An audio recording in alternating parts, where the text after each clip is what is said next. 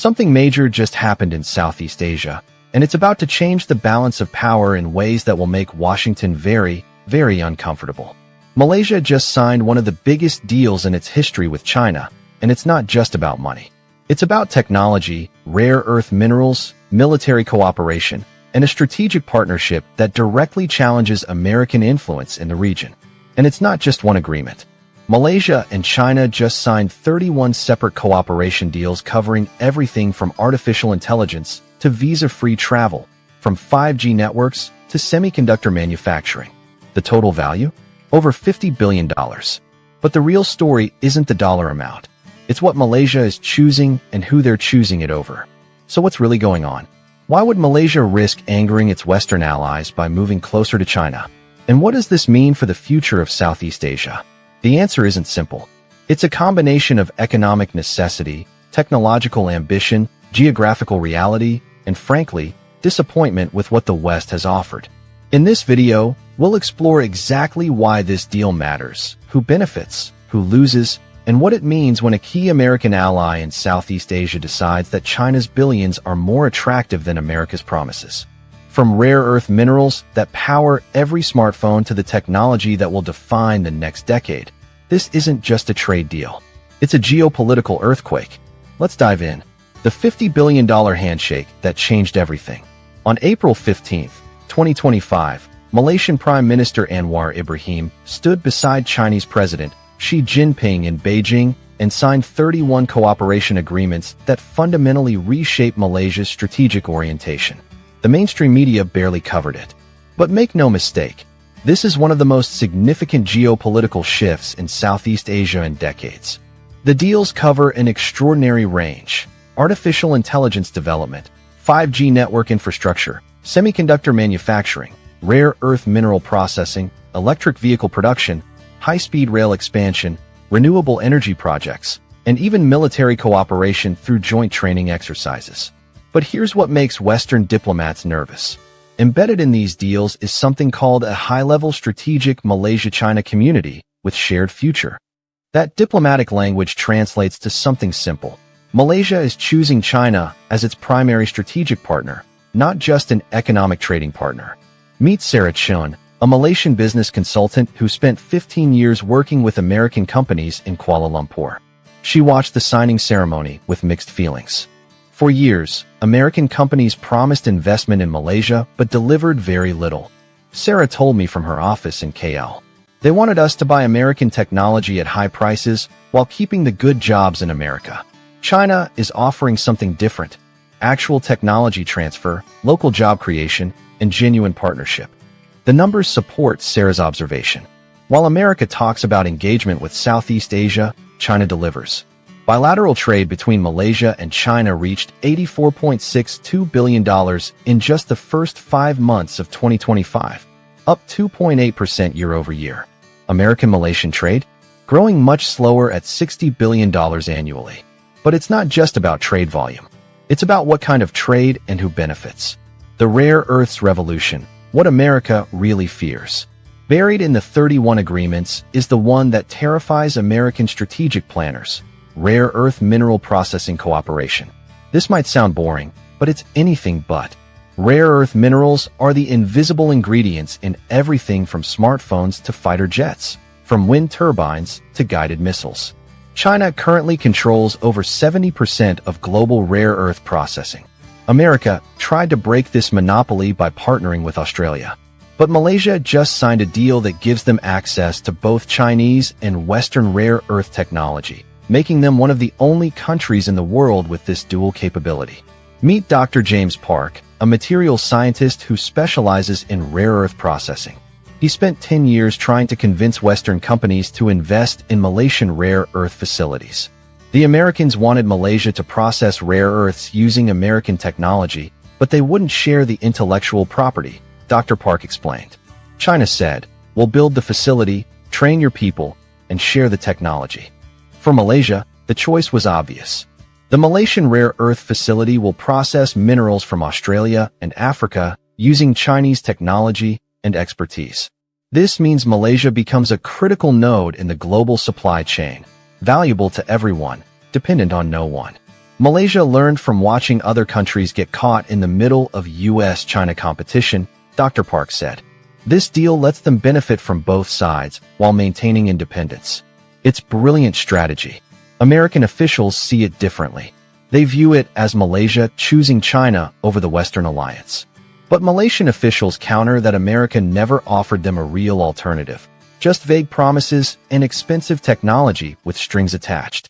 The 5G network, digital independence, or Chinese control. Perhaps the most controversial element of the Malaysia-China deals is the 5G network cooperation. Malaysia has agreed to allow Chinese companies, including Huawei, to help build its next-generation telecommunications infrastructure. This is exactly what America has been pressuring allies to reject. The American argument is simple. Chinese companies in your telecom infrastructure means Chinese government access to your data. The Malaysian response is equally simple. We've seen what American companies do with data, and it's not better. Meet Ahmad Zulkifli, a Malaysian telecom executive who worked on the 5G implementation strategy. His perspective reflects a broader Malaysian frustration with Western technology partnerships. America banned Huawei from their networks and pressured everyone else to do the same, Ahmad explained.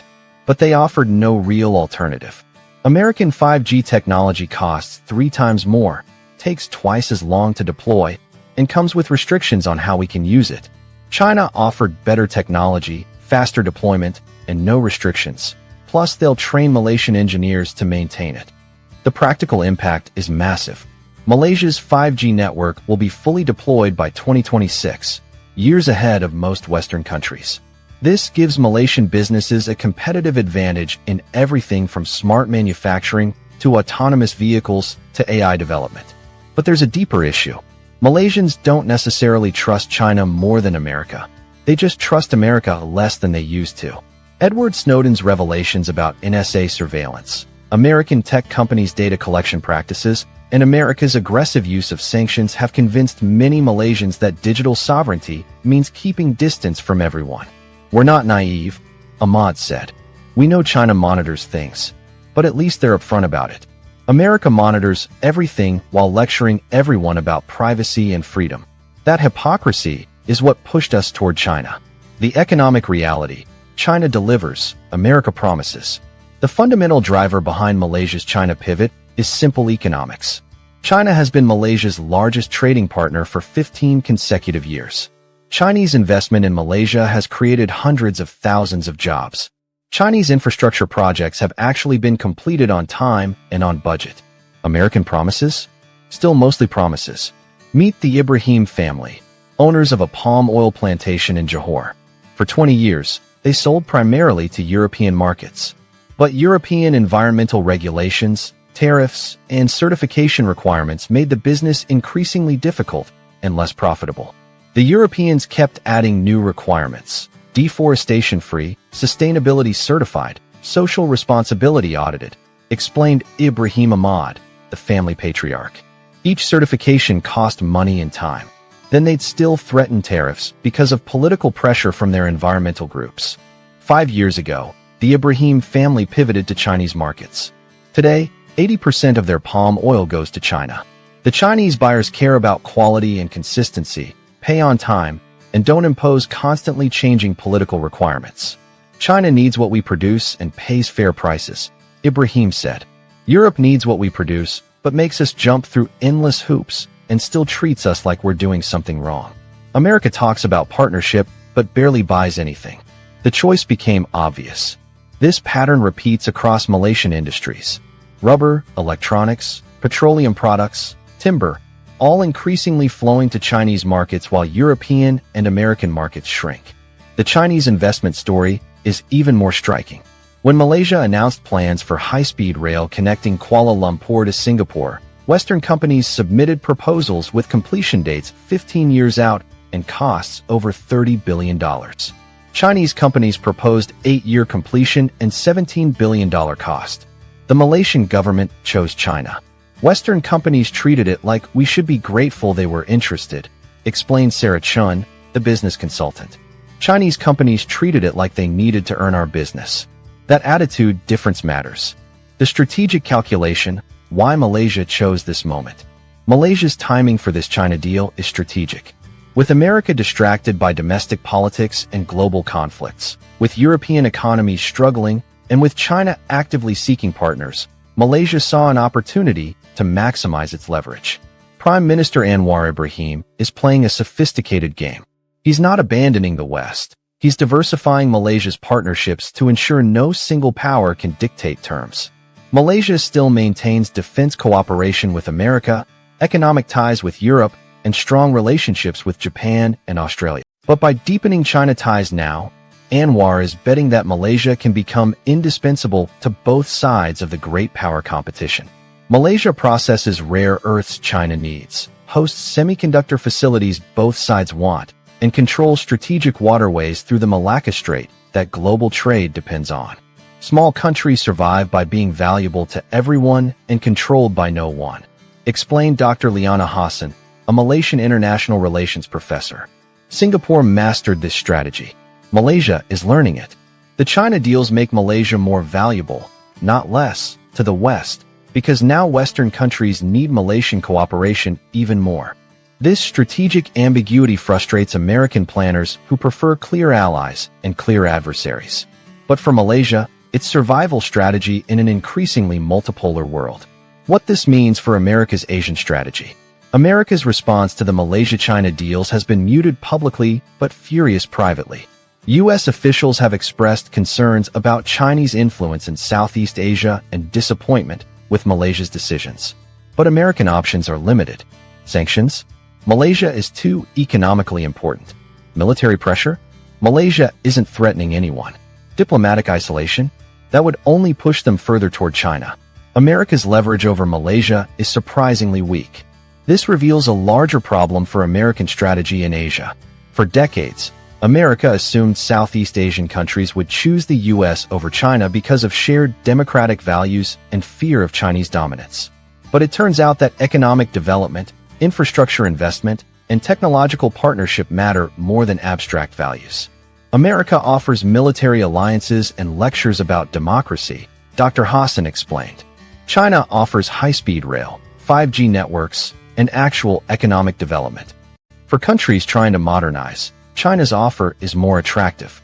The Malaysia-China deals signal to other Southeast Asian countries that they too can benefit from closer China ties without suffering major consequences. Indonesia, Thailand, and Vietnam are watching carefully.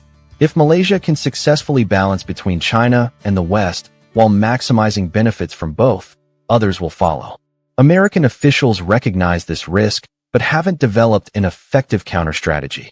The U.S. can't match Chinese infrastructure investment, won't share technology on favorable terms, and increasingly uses access to American markets as leverage rather than partnership. The future, a Southeast Asia that chooses China? The Malaysia-China deals might be remembered as the moment Southeast Asia's strategic orientation shifted decisively. Not because Malaysia abandoned the West, but because it proved that deep China partnership doesn't require abandoning Western ties, and actually increases your bargaining power with everyone.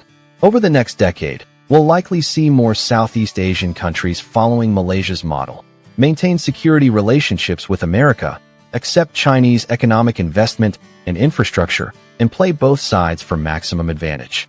For America, this is a nightmare scenario. Strategically important allies choosing Chinese economic partnership while maintaining just enough American security cooperation to prevent complete Chinese dominance.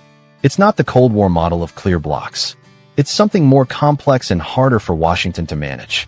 For China, it's the validation of their Belt and Road strategy, that economic development and infrastructure investment create more durable influence than military alliances or ideological partnerships. For Malaysia and other Southeast Asian countries, it's the emergence of real strategic autonomy, the ability to choose partnerships based on national interest rather than great power pressure. We want to hear from you. What do you think about Malaysia's $50 billion China deal? Is it smart strategic diversification or a dangerous embrace of Chinese influence? Should America be worried? Or is this just normal trade between neighbors? And for Malaysians watching, do you support closer China ties? Or do you worry about becoming too dependent on Beijing? Share your honest thoughts in the comments. If this video helped you understand a major shift in global power that mainstream media isn't covering properly, don't forget to like, share, and subscribe. Watch next. Why China is winning Southeast Asia while America sleeps. It explains the bigger picture behind Malaysia's decision and why more countries are following the same path.